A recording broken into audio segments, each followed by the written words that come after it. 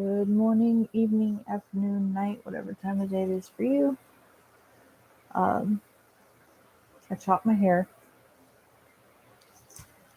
I literally just did it and went and washed it. Surprisingly, now that it's short, it's drying a lot faster. Thank goodness, because I hate having to go like 8 hours waiting for my hair to dry, and the blow dryer does nothing. Um, for those that don't know,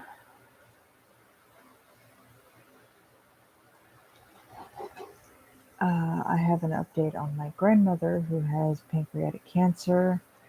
Um, Monday, they went in for a surgery to burn around the tumors and other things, hoping to buy her a little more time.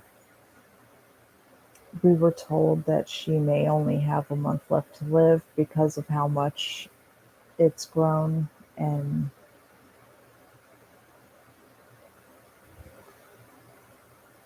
she decided she didn't want to walk around with a colostomy bag or anything like that, so she opted not to do the surgery that they were wanting to do. Um, I have been praying for her. I may not like my grandmother, but I wouldn't wish that upon anybody. Um, so, been kind of dealing with that. My dream last night kind of went haywire because of my emotional state when I went to sleep. I, while I was falling asleep, I got to thinking about my childhood and my interactions with grandma and everyone else in the family, basically. And it kind of just dawned on me for a while that my mother coming back home would probably be after she passes.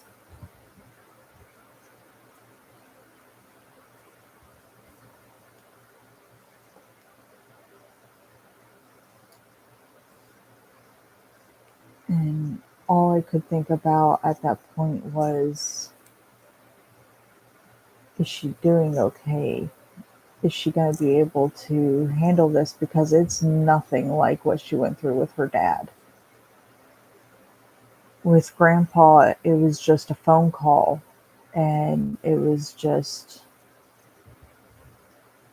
he had a heart attack, died in his sleep. Um, but with grandma, we're essentially watching her suffer, watching her decay over time. I'm not going to go into much detail on any of that. Uh,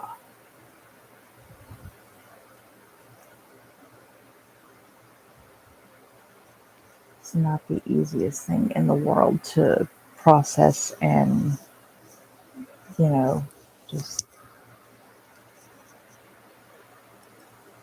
not turning out the way I thought it would. I thought grandma would practically live forever. Um, it just seemed like nothing in the world could take her down. I was wrong.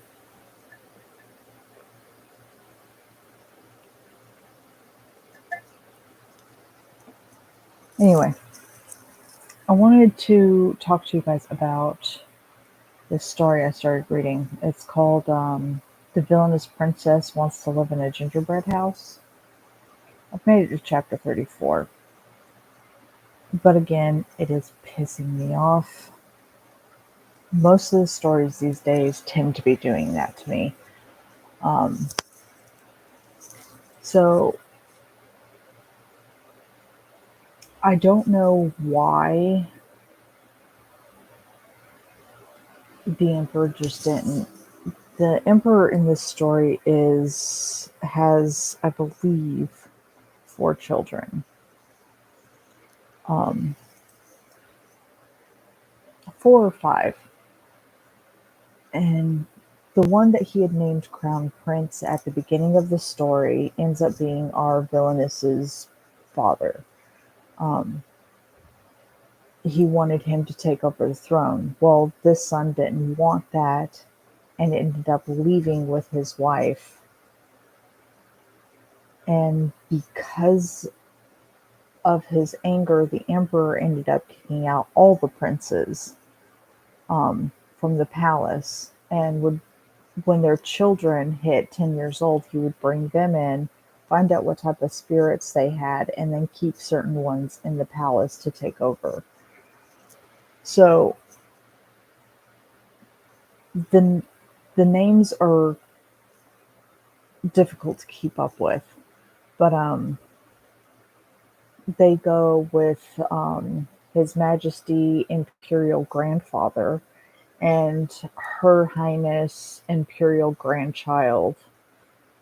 Um, I don't like the way they do that. I understand why they have to kind of specify, but after the first few times, just call him Imperial Grandpa or Emperor Pops. Just something. Just dumb it down, because having to read His Majesty Imperial Grandfather and having to read Her Highness Imperial Princess or, well, Imperial Grandchild, Imperial Princess Grandchild, um, is just a headache. Um, she has already started calling her cousin um, the Crown Prince brother instead of cousin or anything like that. She calls him brother. Um, she'll also call him by his name, which is Alyosha. I believe I'm pronouncing that right, which I just started calling him Yosha or Al if I get bored. Um, he has a really pretty name, though, Alexei, which I thought was weird for a boy, but the more I read it, the more it kind of just stuck and it made more sense. Well, okay, so our villainess turned 10 years old and gets brought to the palace, has a small bird spirit, um, which isn't true. She has a sensory spirit. Um, and there are a lot of confusing things about that, which I'm not going to touch on just yet. Anyway, um, the first thing her grandfather asks her of what she wants to do after they find out her spirit, she says, I want to go home. Um, at this point, she's kind of realized that she is the villainess of this story. For 10 years, she had absolutely no idea.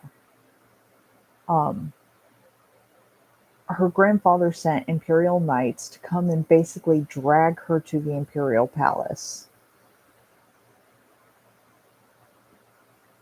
And then once she does the spirit thing, she just basically keeps stating that she wants to go home, which is normal for a fucking kid. Well, the Imperial Grandfather is a jackass because he decided that he's not going to let her go home. And in fact, he's going to bring people into the palace to make sure that her father and mother do not step foot into the palace. Yeah, real fucking piece of work. And then turns around and says that he wants her to call him grandfather. And because she has opted not to do that, my first thought was, why don't you tell him the mistake he made? The fact that he technically kidnapped you from your parents and forced you to stay in the palace even after you told him you wanted to go home. Tell him his mistake and why he's not considered a grandfather. I don't know about anybody else, but to me, that's not grandfather material. That's just a jackass. Um, the story basically continues with her going to bake certain snacks and stuff. Um, she keeps telling everyone that she learned it from a recipe book, and her spirit helps her with fine details on how to do certain things, um, like making baking powder and all this other stuff so that her snacks will rise, and how to make the chocolate sweet when it was super bitter. All sorts of, he helps her with the fine details of doing those things. Um, and uh, the chef at the beginning of the story doesn't realize that she's the princess until a party. Um, I believe it was a banquet when the war was over and all the knights came back and all that. Um, she ends up going to the kitchen to bake some more snacks, and of course, the chef comes rushing in, realizing who she is, and why didn't you tell me? And blah blah blah. You know, the normal stuff. But she's got decent people around her. One of them has a time spirit, um, which everyone keeps mistaking as a different type of spirit, um, which is kind of tragic. But I like stories where they start out as children and they grow, but that's if they grow. Um, a lot of these stories keep them as children for long periods of time. And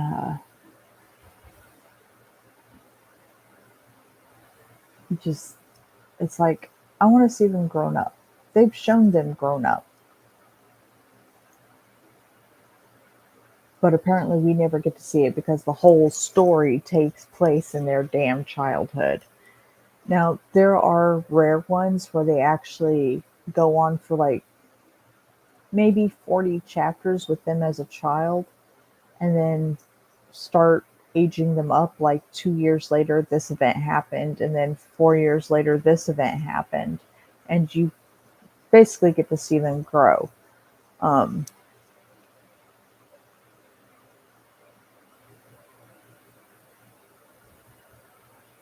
this one and another one that I was reading, I'm the Daughter of a Wicked Woman or something like that.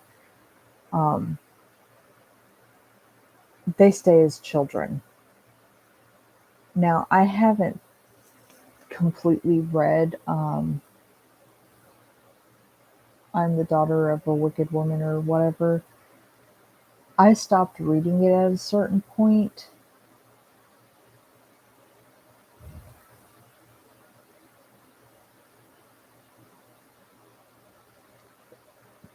I should have it somewhere around here so I can tell you.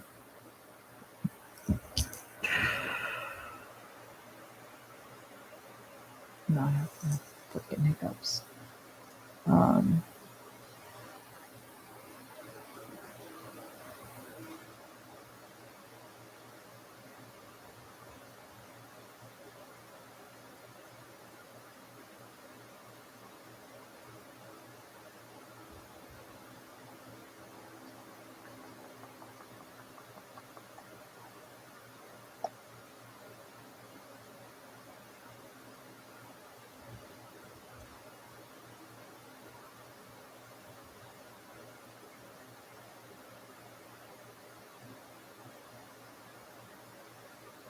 please give me the pacifier. It's at chapter 27, and still the main character is a baby.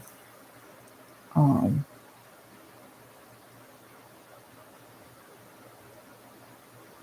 can we become a family? 43, the main character is still a child.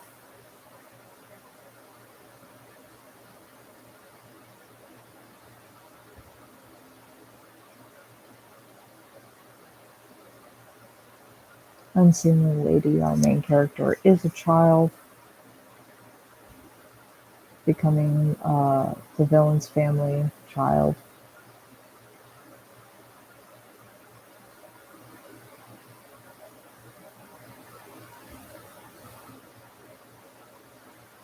I became the hero's mom. As much as I love that story, it's starting to get confusing. Uh,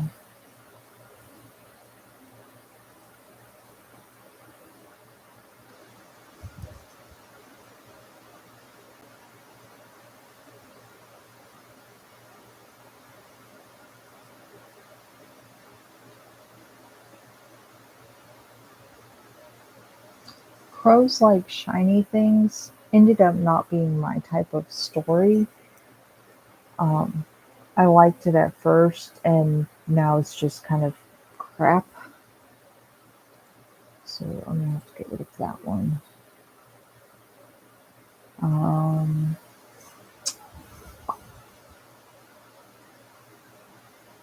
the goal is to become a golden spoon, so I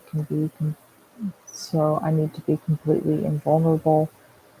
I stopped reading that one at chapter 75, and I can't remember why.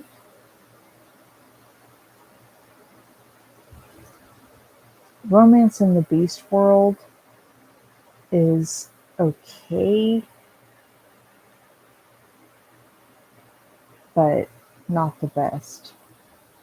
Um,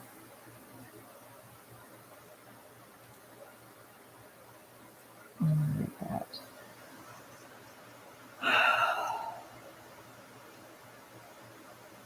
Now, there's one that's called The Scorned Villainess Survives in the Wilderness. She does not. Just going to say that now. Uh,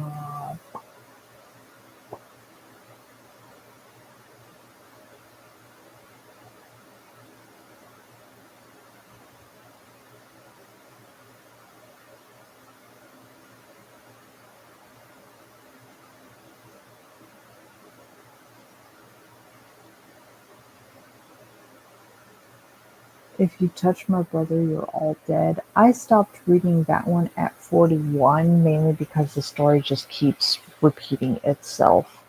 It was fine at first when it started, but the more the story carried on, the more she basically stopped paying attention to her brother and focused more on trying to survive. But every time her brother dies, she dies. So you would think she would keep a better watch on him. Um,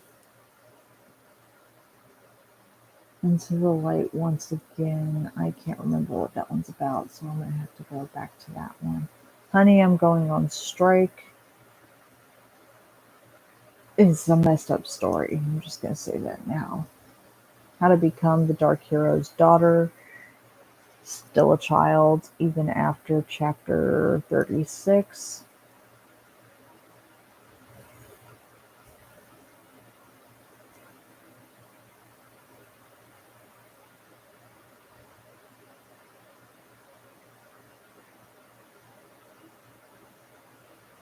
Mm,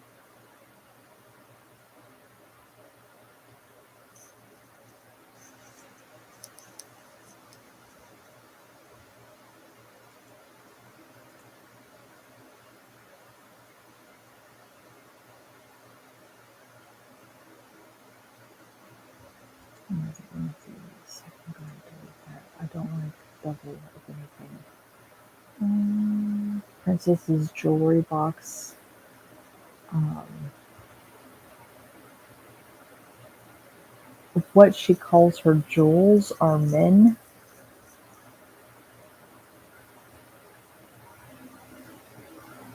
which is it's not a terrible story, but it does get kind of confusing. Born as the daughter of a wicked woman. I've made it to chapter 24, and I stopped reading it. Um, they do change the way she looks um, because of an experience that she went through to try and get away from the orphanage. She ends up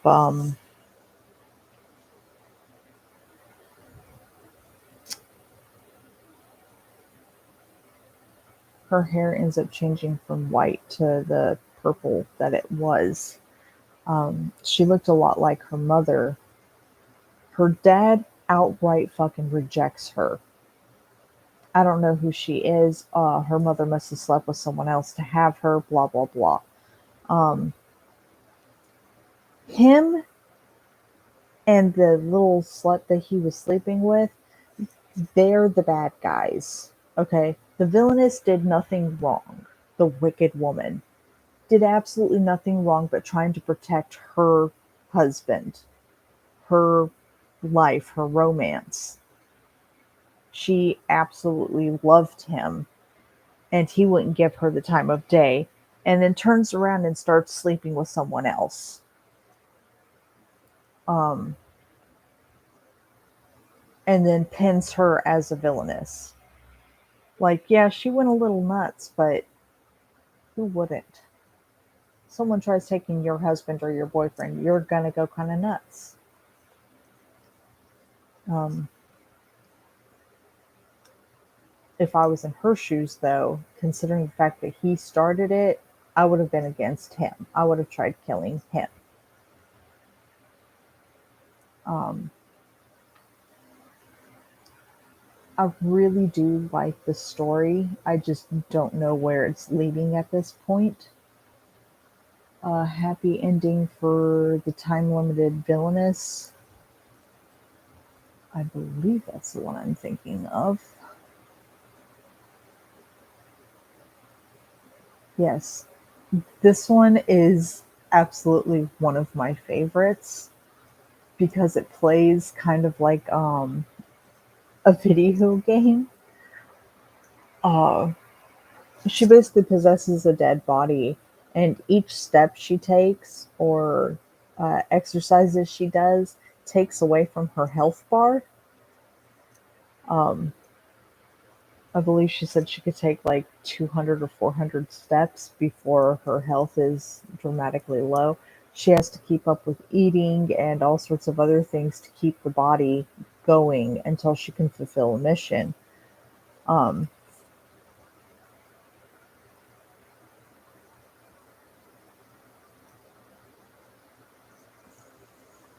I absolutely love the story. And it hasn't had any updates for a while, but I believe there are some. Yeah, it looks like there's some now. I've only made it to 51, so I'm going to end up having to start reading that again.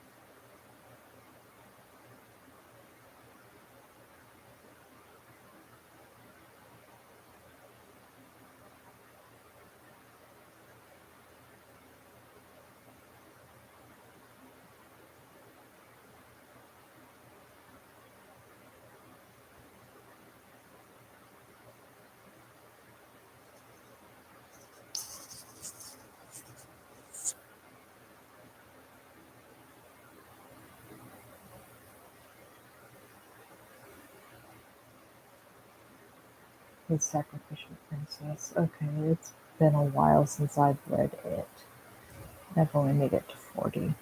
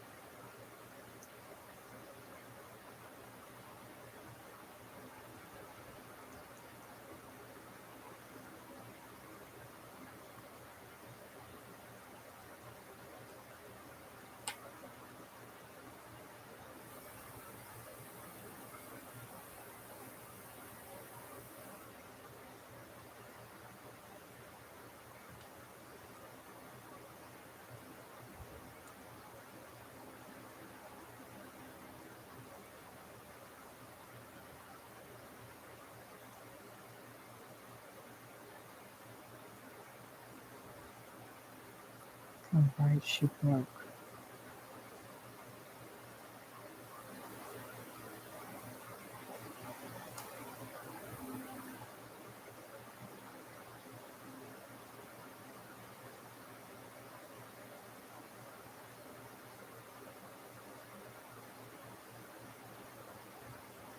I'll have to reread that one somewhat. I can recall the story mainly from just what I've seen so far. Uh, which one is this?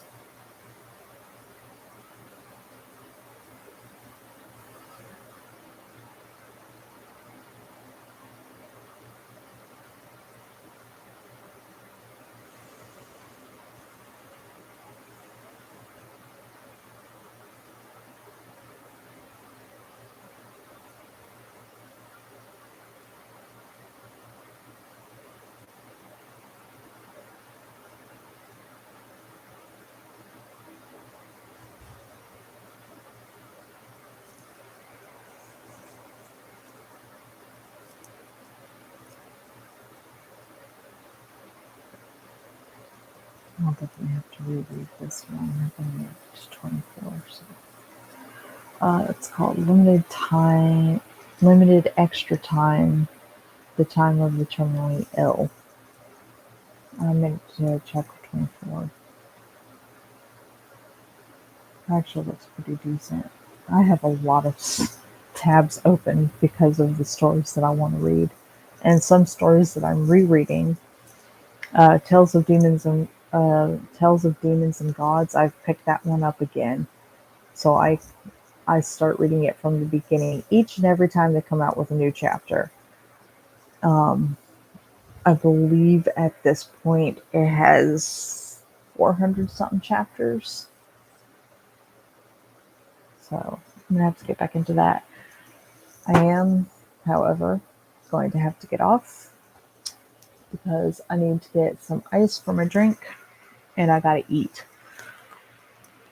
Problem is finding out what to eat. I don't necessarily have anything particular that I want to eat, so I may just do a soup or something. But I hope you guys have a beautiful morning, evening, afternoon, night, whatever time of day it is for you. And I'll sign on again when I sign on. Later.